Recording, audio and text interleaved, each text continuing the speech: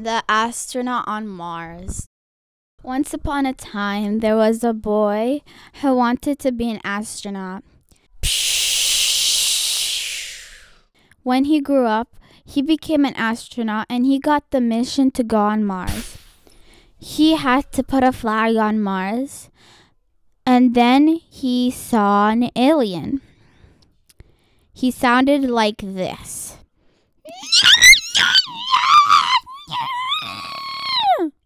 And then he left because he was so scared. Leave me alone, please.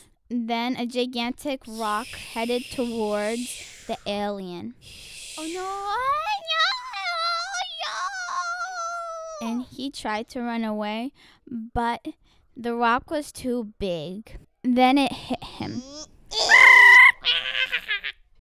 But the astronaut was safe and sound on Earth. The end.